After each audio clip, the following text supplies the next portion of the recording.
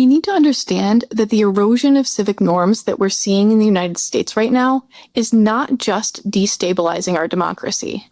It's dysregulating our entire society. Norms, like the expectation of basic decency, serve a critical role in our society. When we can trust that our leaders won't rely on the most harmful political tools available to them, like misinformation or dehumanization, it gives us a sense of predictability and safety. Without them, we're seeing things like deeper moral disengagement, greater dehumanization, especially of minorities, sharp increases in polarization, rising hostility, and a growing willingness to take pleasure in the suffering of others. These shifts create a social environment that reliably signals threat, which has direct consequences for how our brains interpret the world around us.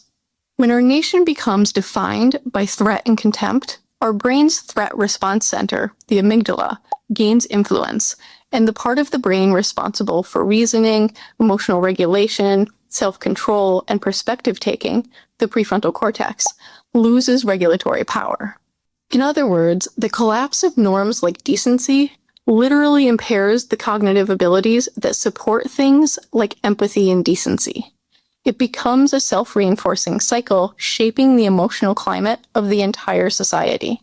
So it's important to understand that the heartbreak so many of us are feeling as these norms disappear isn't just frustration with politics or nostalgia for a kinder era.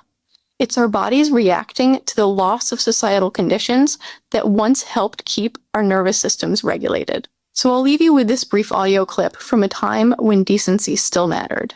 And if you want to read this full piece with the references, it's up on my Substack. The link is in my bio.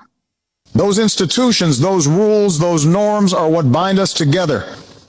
They give shape and order to our common life, even when we disagree, especially when we disagree.